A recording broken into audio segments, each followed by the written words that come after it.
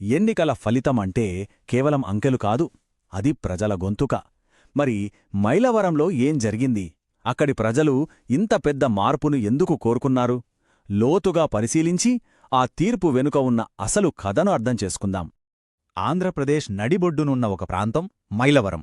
ఇక్కడ రాజకీయమంటే కేవలం వాగ్దానాలు కాదు, అది ప్రజల జీవితాలతో, వాళ్ల భూమితో, వాళ్ల కులంతో, వాళ్ల జీవన విధానంతో ముడిపడుంటుంది.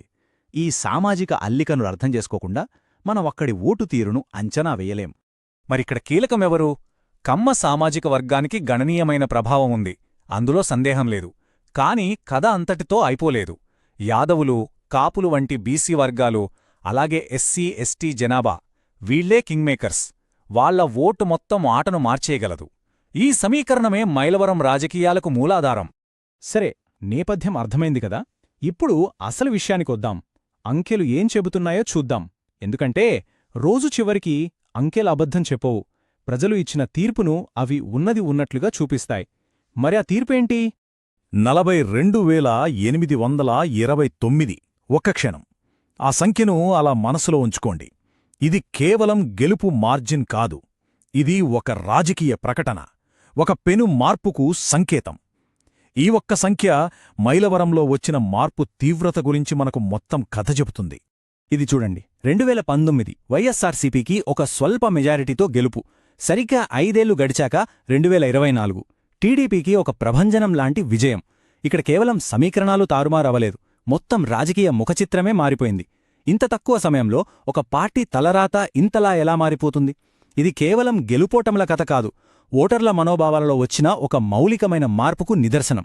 దీని వెనుక ఉన్న అసలు మ్యాజిక్ నెంబర్ ఇదే, 23% ఓట్ల స్వింగ్. అధికార పార్టీ నుండి ఇంత పెద్ద ఓటు బ్యాంకు దూరం జరిగింది. ఈరోజు మనం సమాధానం వెతకబోయే ముఖ్యమైన ప్రశ్న ఇదే: ఎందుకు ఇంత భారీ మార్పుకు దారితీసిన కారణాలేంటి? సరే, ఏం జరిగిందో మనకు తెలుసు.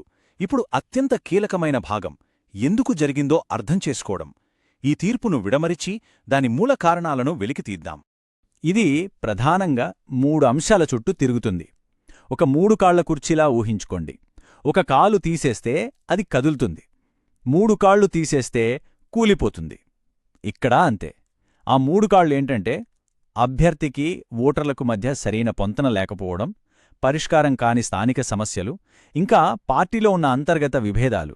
ఒక్కొక్కదాన్ని విశ్లేషిద్దాం. మొదటిది అభ్యర్థి ఎంపిక. రాజకీయాల్లో గుర్తింపు అనేది చాలా ముఖ్యం. ఎప్పుడైతే ఒక అభ్యర్థి నియోజకవర్గంలోని ప్రధాన ఓటు బ్యాంక్ యొక్క గుర్తింపును ప్రతిబింబించడో అదొక బలమైన సందేశాన్ని పంపుతుంది. ఇక్కడ కమ్మ ప్రాబల్యమున్న ప్రాంతాలు తమను పట్టించుకోలేదని భావించాయి. నాయకత్వాన్ని స్థానిక గుర్తింపుతో ముడిపెట్టడంలో జరిగిన పొరపాటు అసంతృప్తికి దారితీసింది. ఇక రెండవది క్షేత్రస్థాయి సమస్యలు. ఇవి పెద్ద పెద్ద విధానపరమైన చర్చలు కావు, ఇవి ప్రజల రోజువారీ కష్టాలు. పంటకు సరిపడా నీళ్లు దొరకని జీకొండూరు రైతు, పవర్ ప్లాంట్ కాలుష్యంతో ఆందోళన చెందే మైలవరం కుటుంబాలు, సరైన సౌకర్యాలు లేని గ్రామీణ ప్రజలు.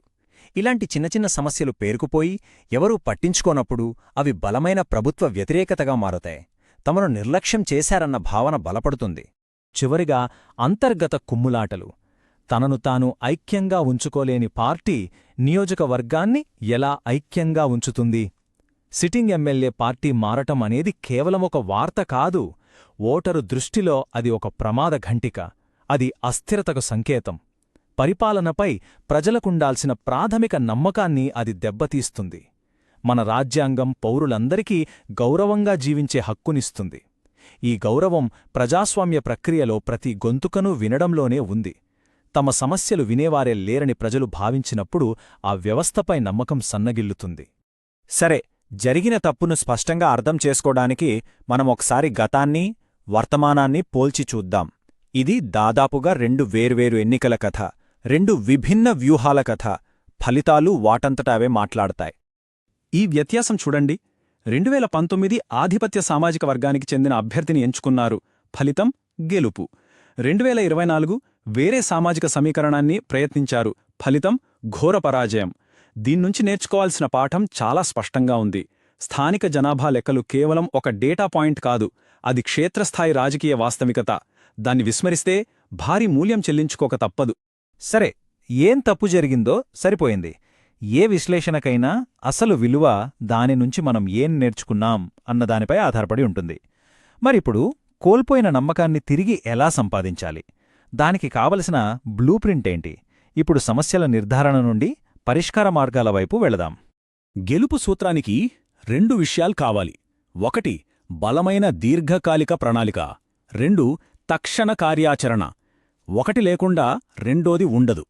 ఇక్కడ చూడండి, ఒకవైపు అభ్యర్థిని సరిగ్గా ఎంచుకోవడం, పార్టీని బలోపేతం చేయడం వంటి పెద్ద విషయాలు, మరోవైపు వాలంటీర్లకు శిక్షణ ఇవ్వడం, స్థానిక ర్యాలీలు నిర్వహించడం వంటి తక్షణ పనులు. 2 కలిస్తేనే ప్రణాళిక విజయవంతం అవుతుంది. మరెక్కడ మొదలుపెట్టాలి? ఎక్కడైతే ప్రజలకు నొప్పుందో అక్కడ మొదలుపెట్టాలి. సాగునీటి కొరత గురించి మాట్లాడుకున్నాం గదా, వెంటనే ఆ కాలువ ప్రాజెక్టులను వేగవంతం చేయాలి. కుటుంబాలకు ఏది ముఖ్యమో దానిపై దృష్టి పెట్టాలి. మహిళల కోసం సంక్షేమ పథకాలు, యువతకు మెరుగైన విద్యా మద్దతు. ఇవి కేవలం పాలసీలు కాదు, మనం ఇంతకుముందు గుర్తించిన సమస్యలకివి ప్రత్యక్ష సమాధానాలు. ప్రజలు చెప్పింది విన్నామని చూపించడం ముఖ్యం. మైలవరం నుంచి నేర్చుకున్న పాఠాలు కేవలం ఆ ఒక్క నియోజకవర్గానికే పరిమితం కాదు. అవి దేశంలో ఎక్కడైనా సరే ప్రజల పట్ల జవాబుదారీగా ఉండే సమర్థవంతమైన పాలన అందించడానికి అవసరమైన మౌలిక సూత్రాలను మనకు చెబుతున్నాయి.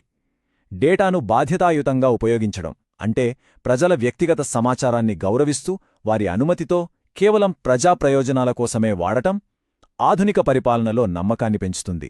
మరి మైలవరం ప్రజలు అంతిమంగా ఇచ్చిన సందేశమేంటి?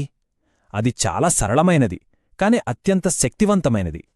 స్థిరమైన రాజకీయ నమ్మకమనేది గొప్ప వాగ్దానాలతో రాదు. అది 2 విషయాలపై ఆధారపడి ఉంటుంది. 1 స్థానిక గుర్తింపును ప్రతిబింబించే నాయకత్వం. 2 ప్రజలు ప్రతిరోజు ఎదుర్కొనే నిజమైన క్షేత్రస్థాయి సమస్యలను పరిష్కరించడంలో చూపే చిత్తశుద్ధి. ఇది మనల్ని ఒక చివరి ఆలోచనకు దారితీస్తుంది. డేటా, అనలిటిక్స్ పొంగిపొర్లుతున్న ఈ రోజుల్లో బహుశా అత్యంత కీలకమైన రాజకీయ నైపుణ్యం పెద్ద గొంతుతో మాట్లాడటం కాదేమో, బహుశా పదునైన చెవులు కలిగి ఉండటమేనేమో. అంకెలు, వాటి వెనుక ఉన్న ప్రజలు ఏం చెప్పాలనుకుంటున్నారో నిజంగా వినగలగటమే అసలైన నైపుణ్యం. మీరు ప్రజలు మెచ్చే నాయకుడిగా ఎదిగి మీ నియోజకవర్గాన్ని అభివృద్ధి పథంలో నడపాలనుకుంటే blueprintstrategies.ai ని సంప్రదించండి. mgr@blueprintstrategies.ai కి ఈమెయిల్ చేయండి, లేదా 08042041602కి కాల్ చేయండి. రాజకీయాలకు అతీతమైన లక్ష్యం.